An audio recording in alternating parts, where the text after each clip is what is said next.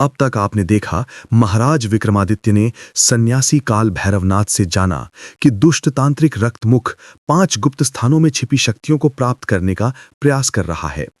महाराज ने नर्मदा की गुफा में पहली शक्ति को नष्ट किया और रक्तमुख से भीषण युद्ध किया, लेकिन रक्तमुख बच निकला। एक स्वप्न में ब्राह्मण ने चेतावनी दी कि रक्तमुख पहले ही एक शक्ति प्राप्त कर चुका है। अब उज्जैनी में एक मंदिर के पुजारी की रहस्यमयी हत्या हुई है।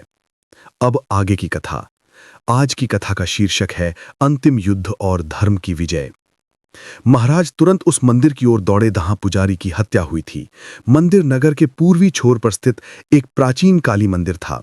मंदिर के भीतर पहुंचकर महाराज ने पुजारी के शव को देखा। उसकी गर्दन पर गहरे घाव थे और चेहरे पर भय की अभिव्यक्ति स्पष्ट थी। भट्टी ने मंदिर के चारों ओर निरीक्षण किया। उसे गर्भगृह के पास काली राख के निशान मिले। राख की गंध विचित्र थी, जैसे किसी तांत्रिक अनुष्ठान में प्रयुक्त की जाने वाली सामग्री जलाई गई हो। महाराज ने ध्यान से देखा तो उन्हें गर्भगृह की दीवार पर एक छिपा हुआ द्वार दिखाई दिया। महाराज ने उस द्वार को खोला। द्वार के पीछे एक संकरी सीढ़ी नीचे की ओर जाती थी। सीढ़ियों पर ताजे खून के धब्बे थे। महाराज और भट्टी सावधानी से नीचे उतरे। सीढ़ियां एक भूमिगत कक्ष में खुलती थीं। कक्ष के मध्य में एक प्राचीन वेदी थी जिस पर तांत्रिक यंत्र और खोपड़ियां रखी हुई थीं। महाराज समझ गए कि यही वो 5वां स्थान है जो उज्जैनी में छिपा था, लेकिन स्पष्ट था कि रक्तमुख यहां पहले आ चुका है। वेदी से कुछ वस्तुएं गायब थीं। पुजारी ने संभवतः रक्तमुख को रोकने का प्रयास किया और उसकी हत्या कर दी गई। भट्टी ने चिंतित स्वर में कहा कि अब रक्तमुख के पास 2 शक्तियां हैं। यदि वो शेष 3 स्थानों से भी शक्तियां प्राप्त कर लेता है तो उसे रोकना असंभव हो जाएगा। महाराज ने दृढ़ता से कहा कि वे हिमालय, पूर्वी द्वीप और शमशान पर तुरंत पहुंचेंगे। महाराज ने तत्काल निर्णय लिया कि वे सेना की एक टुकड़ी के साथ यात्रा करेंगे। उन्होंने अपने सबसे विश्वस्त सेनापति वीर सिंह को बुलाया और 20 कुशल योद्धाओं को तैयार करने को कहा। समय का महत्व समझते हुए महाराज ने यह भी आदेश दिया कि 3 अलग-अलग टुकड़ियां तीनों स्थानों पर एक साथ जाएंगी। पहली टुकड़ी, जिसका नेतृत्व स्वयं महाराज करेंगे, हिमालय की घाटी की ओर प्रस्थान करेगी। दूसरी टुकड़ी, जिसका नेतृत्व सेनापति वीर सिंह करेंगे, पूर्वी समुद्र के द्वीप की ओर जाएगी। तीसरी टुकड़ी, जिसका नेतृत्व भट्टी करेंगे, उस प्राचीन शमशान की ओर जाएगी। प्रातःकाल तीनों टुकड़ियां अलग अलग दिशाओं में प्रस्थान कर गईं। महाराज विक्रमादित्य अपने साथियों के साथ उत्तर की ओर बढ़े। हिमालय की यात्रा अत्यंत कठिन थी। पहाड़ी रास्ते, बर्फीली चोटियां और गहरी घाटियां पार करनी थीं। 5 दिन की कठिन यात्रा के पश्चात महाराज उस घाटी के निकट पहुंचे जो मानचित्र में दर्शाई गई थी। घाटी अत्यंत सुंदर थी, लेकिन वातावरण में एक अजीब सी शांति थी। महाराज और उनके साथी सावधानी से आगे बढ़े। घाटी के मध्य में एक गुफा थी। गुफा के प्रवेश द्वार पर हिम जमा हुआ था। महाराज ने गुफा के भीतर प्रवेश किया। गुफा के भीतर अंधकार था, लेकिन दीवारों पर बर्फ के कारण थोड़ी रोशनी थी। वे धीरे धीरे आगे बढ़ते गए। अचानक उन्हें सामने से आवाजें सुनाई दी। महाराज ने संकेत किया और सभी रुक गए। आवाजें स्पष्ट होती गईं। कोई तांत्रिक मंत्रों का उच्चारण कर रहा था। महाराज समझ गए कि रक्तमुख यहां पहले आ चुका है। महाराज ने चुपचाप एक विशाल कक्ष में प्रवेश किया। कक्ष के मध्य में रक्तमुख एक यंत्र के सामने बैठा था। यंत्र के चारों ओर नीली ज्वालाएं जल रही थीं। रक्तमुख के साथ लगभग 10 तांत्रिक थे। स्पष्ट था कि वे किसी महत्वपूर्ण अनुष्ठान में लगा हुआ था। महाराज ने तलवार निकाली और गर्जना की। रक्तमुख चौंक कर खड़ा हो गया। उसके चेहरे पर क्रोध और आश्चर्य दोनों थे। उसने कहा कि महाराज बहुत जल्दी पहुंच गए हैं, लेकिन अब बहुत देर हो चुकी है। उसने पहले ही दूसरी शक्ति को प्राप्त करने की प्रक्रिया प्रारंभ कर दी है। एक भीषण युद्ध छिड़ गया। महाराज के योद्धा रक्तमुख के तांत्रिकों से भिड़ गए। महाराज ने स्वयं रक्तमुख पर आक्रमण किया, लेकिन इस बार रक्तमुख पहले से अधिक शक्तिशाली था। उसने अपनी तांत्रिक शक्तियों से भयानक आक्रमण किए। महाराज ने सन्यासी द्वारा दिए गए मंत्र का उच्चारण किया और संघर्ष जारी रखा। युद्ध घंटों तक चला। अंततः महाराज ने एक शक्तिशाली प्रहार से रक्तमुख को घायल कर दिया। उन्होंने तुरंत उस यंत्र को नष्ट कर दिया जिसके सामने रक्तमुख अनुष्ठान कर रहा था। यंत्र के नष्ट होते ही एक भयानक विस्फोट हुआ। रक्तमुख चीखता हुआ पीछे हट गया। उसने क्रोध में कहा कि महाराज ने उसकी वर्षों की साधना नष्ट कर दी है, लेकिन वह हार नहीं मानेगा। उसने कहा कि वह शेष 2 स्थानों से शक्तियां अवश्य प्राप्त करेगा। ये कहकर रक्तमुख ने एक मंत्र का उच्चारण किया और गुफा की छत को गिरा दिया। महाराज और उनके योद्धाओं को पीछे हटना पड़ा। जब धूल और हिम का बवंडर थमा तो रक्तमुख और उसके साथी गायब हो चुके थे। महाराज ने उस स्थान को पूरी तरह नष्ट कर दिया ताकि भविष्य में कोई भी उस शक्ति का दुरुपयोग न कर सके। इसके बाद वे वापस उज्जैनी की ओर लौटने लगे। उज्जैनी पहुंचकर महाराज को पता चला कि सेनापति वीर सिंह और भट्टी भी वापस आ चुके हैं। दोनों ही सफल रहे थे। सेनापति वीर सिंह ने पूर्वी ब्रीप पर स्थित शक्ति को नष्ट कर दिया था। वहां भी रक्तमुख के कुछ साथी थे, लेकिन स्वयं रक्तमुख वहां नहीं था। भट्टी ने प्राचीन शमशान में स्थित शक्ति को भी नष्ट कर दिया था। उन्होंने बताया कि शमशान में एक भयानक पिशाच रक्षा कर रहा था, लेकिन उन्होंने उसे परास्त कर दिया। महाराज संतुष्ट हुए।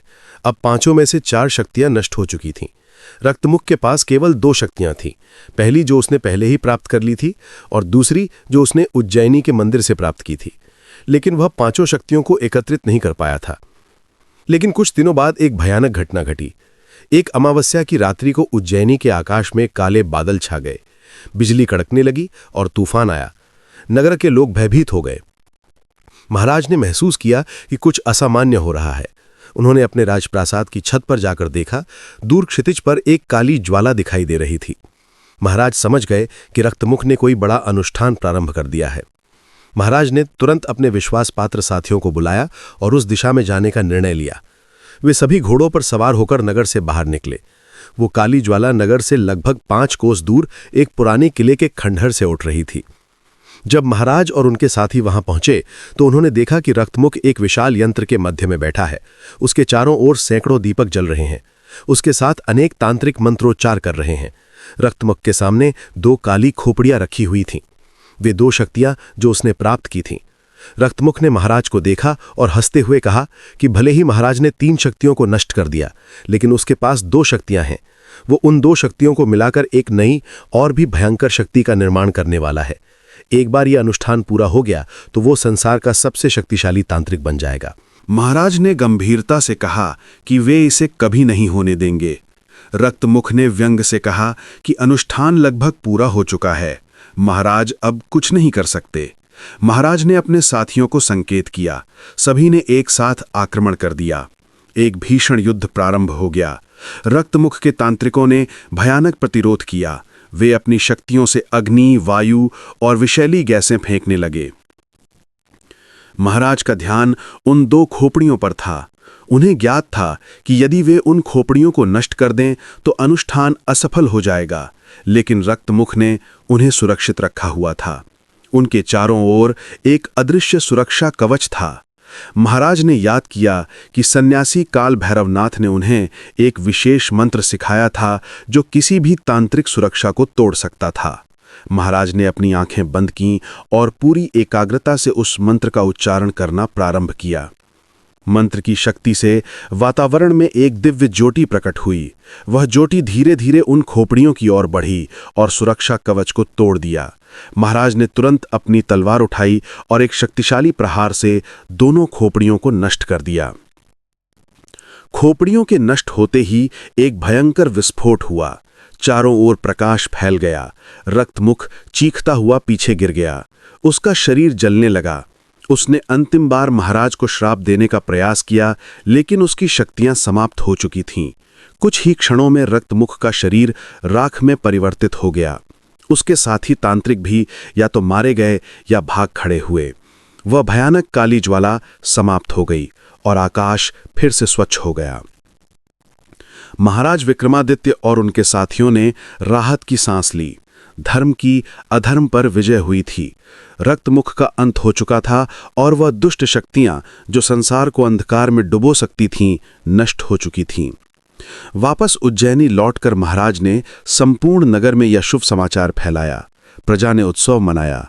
उस वृद्ध ब्राह्मण ने, जिसके पुत्र की हत्या हुई थी, महाराज को आशीर्वाद दिया और कहा कि उनके पुत्र की आत्मा को अब पूर्ण शांति मिल गई होगी।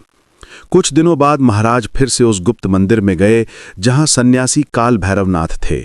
सन्यासी ने मुस्कुराते हुए कहा कि महाराज ने अपने कर्तव्य का पालन किया और धर्म की रक्षा की।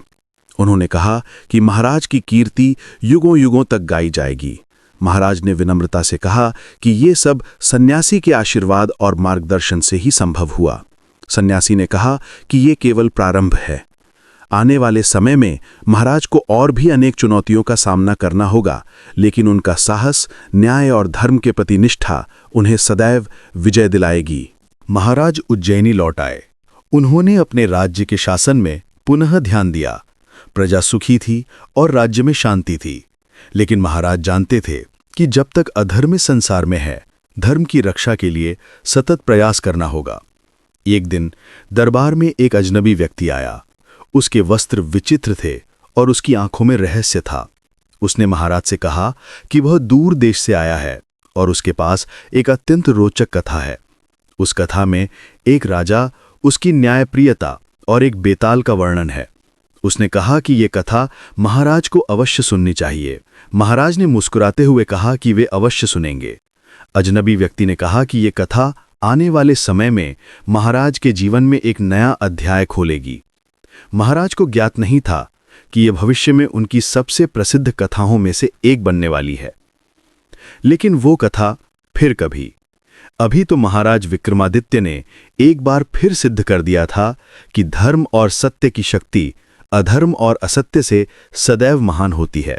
उनका न्याय, साहस और प्रजा के प्रति प्रेम ही उनकी सबसे बड़ी शक्ति थी। इस प्रकार ब्राह्मण के श्राप से प्रारंभ हुई कथा धर्म की विजय के साथ समाप्त हुई। महाराज विक्रमादित्य ने न केवल एक निर्दोष युवक की हत्या का न्याय दिलाया, बल्कि संपूर्ण संसार को एक महान संकट से बचाया। उज्जैनी नगरी में फिर से शांति और समृद्धि का वातावरण छा गया। महाराज के दरबार में प्रतिदिन न्याय होता रहा। प्रजा उनके शासन में सुरक्षित और संतुष्ट थी और महाराज, जो एक महान योद्धा, न्यायप्रिय शासक और धर्म के रक्षक थे, अपने कर्तव्यों का पालन करते रहे। इस कथा से हमें ये शिक्षा मिलती है कि धैर्य, साहस और धर्म के प्रति निष्ठा किसी भी कठिनाई को पार कर सकती है। महाराज विक्रमादित्य ने अपने प्राणों को जोखिम में डालकर भी अपने धर्म और कर्तव्य का पालन किया। उन्होंने ये सिद्ध किया कि एक सच्चा शासक वो होता है जो अपनी प्रजा की रक्षा के लिए सर्वस्व न्योछावर करने को तैयार रहता है। अगली कथा है बेताल और विक्रम का प्रथम संवाद, 25 प्रश्नों का आरंभ।